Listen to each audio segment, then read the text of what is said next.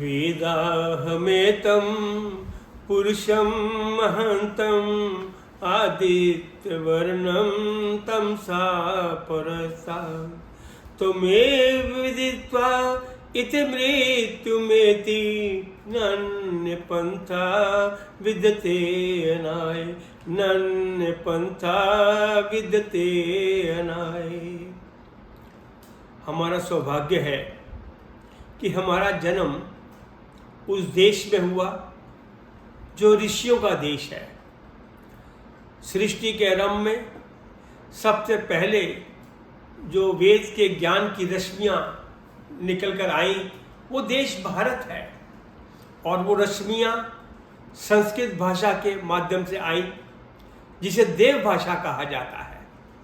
हजारों साल लाखों साल बीत जाने पर ये संस्कृति सारे ब्रह्मांड में बढ़ती गई और यहाँ के रहने वाले हर आदमी को देव के दृष्टिकोण से देखा जाता था। लेकिन समय काल के साथ कुछ कमजोरियां इंसान होने के नाते आई।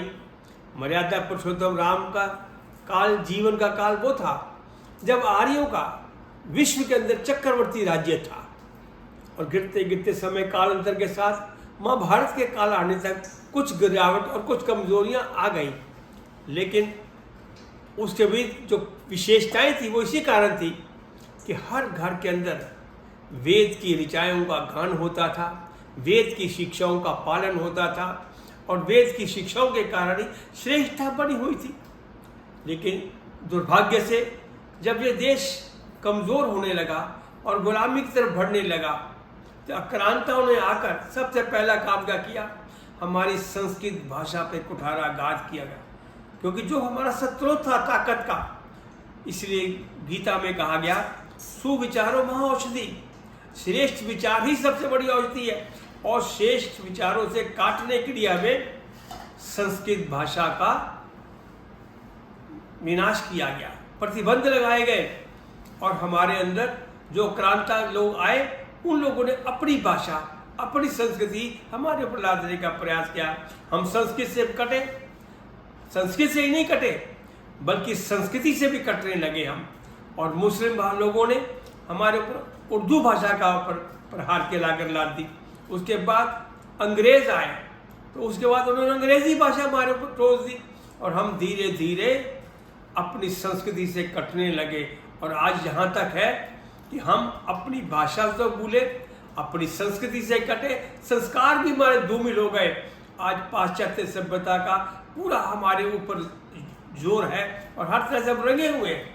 मैकॉले ने जैसे कहा अपने पिता फादर को पत्र लिखते हुए, पिताजी मैंने भारत के अंदर वो संस्कृति पैदा कर दी है, वो नाम के तो ये आर्य रहेंगे, नाम के ये हिंदू रहेंगे, लेकिन वास्तव में उनका जो जीवन पद्धति है वो केवल यूरोपियन हो जाएगी। आज आप घर घर में देखिएगा, प्रातःकाल जल्दी उठना, जल्दी सोना, खान पान में पवित्रता, शाकाहार, ये अब मिटता जा रहा है। आज देर से उठते हैं, देर से सोते हैं, खान पान में भी हमारे इस प्रकार का मांसाहार और दूसरी नशे की चीज़ें आ गई। भारतीय संस्कृति का लोप होता जा रहा है। अगर हम दोनों चाहते हैं कि हमारा देश फिर विश्व गुरु बने तो ये उसके सोचे बिना नहीं हो सकता जब तक हम संस्कृत को एक एक व्यक्ति के साथ नहीं जोड़ेंगे। संस्कृत से जोड़ने का मतलब संस्कृति के साथ जोड़ना। आज हमारी संस्कृति कितनी बलवान है इसका अनुमान आज चंद्रयान पे जब लैंड किया उन वैज्ञानिकों ने बड़े खुले स्वर से कहा कि हमने जो ये रास्ता लिया है वेद के माध्यम से लिया है। हमारे वैज्ञानिकों ने वेद के माध्यम से रिसर्च की है, तभी हम यहाँ तक पहुँचे हैं। आप यहाँ तक अंदाजा लगा लो, अगर चंद्रयान की सफलता है तो उसके पीछे हमारी विचारधारा जो वेद से जुड़ी है, वैदिक सभ्यता, वैदिक और जो संस्कृत के साथ जुड़ती है, उसका परिणाम है। अगर हम देश को चाहते हैं फिर विश्व गुरु बने तो एक ही रास्ता है, संस्कृत से जोड़ो, वेदों से जोड़ो, अपनी संस्कृति से जोड़ो, अपने जीवन को सुधार, जीवन पद्धति को, अपने देव पुरुषों की, राम और कृष्ण की जो जीवन पद्धति थी उस जीवन पद्धति को अपनाओ और फिर देश का गौरव बढ़ाओ। एक ही रास्ता है कि अब संस्कृति के ऊपर चलो, संस्कृत को अपनाओ और देश को महान बनाने का संकल्प पूरा करो। धन्यवाद। गुरु नानक देव जी के जो दोनों सुपुत्र थे, शील और चंद, दोनों ने जितने भी अपने खाड़े बनाए, क्षेत्र धर्म प्रचार के बनाए, उनमें संस्कृत का पठन पाठन अनिवार्य रखा। गुरु गोविंद सिंह जी ने इस महत्व को समझा। जब उन्होंने 1699 के अंदर खालसा पंथ की स्थापना की तो उन्होंने अपने शिष्यों को कहा, अगर वास्तव में आप भारतीय संस्कृति का विकास और भारतीय सभ्यता का विकास चाहते हो तो जाओ पहले संस्कृत का अध्ययन करो। जब तक संस्कृत का अध्ययन नहीं होगा, हमारे संस्कृति को विश्व स्तर पर ले जाने का सपना साकार नहीं होगा। इसका महत्व हर भारतीय व्यक्ति को समझना चाहिए और इसका अनुगमन करना चाहिएगा। इसलिए अगर आप इसको चाहते हैं तो एक बड़ा सीधा सवाल है कि संस्कृत के लिए विशेष नीति बनाई जाए कि जो भी व्यक्ति, वो संस्कृति, वो भाषा दुनिया में अपनाई जाती है जो अर्थ के साथ जोड़ी जाती है।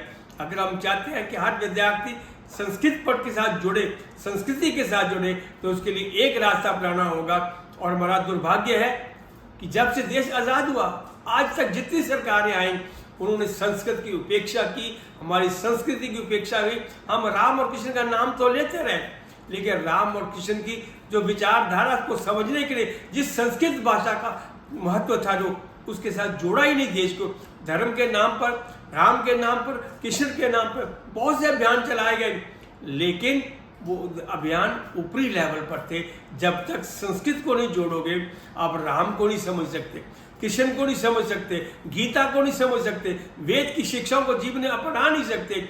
इसलिए आप हर भारतीय का कर्तव्य बनता है और हर राजनेता को चाहिए कि अपनी संस्कृति के प्रति निष्ठा व्यक्त करते हुए पहला कर्तव्य ये पालन करें कि हमारी एजुकेशन के अंदर, शिक्षा के अंदर संस्कृत भाषा अनिवार्य विषय बने और देश का हर नागरिक पढ़े और विश्व के कोने कोने तक जब तक ये संदेश नहीं पहुंचेगा तब तक विश्व के अंदर जितने ये झगड़े हैं, ये सांप्रदायिकता के झगड़े हैं। और जब वेद की विचारधारा जन जन तक पहुंचेगी तो सांप्रदायिकता का नाश होगा। मानवता के प्रति लगाव, मानवता और ईश्वरवाद और एक साथ जुड़े हुए हैं। और जब मानवता के प्रति प्रेम होगा, ईर्ष्या द्वेष खत्म होंगे और प्रेम और करुणा का वातावरण बनेगा तो दुनिया के अंदर एक कल्याण का रास्ता होगा।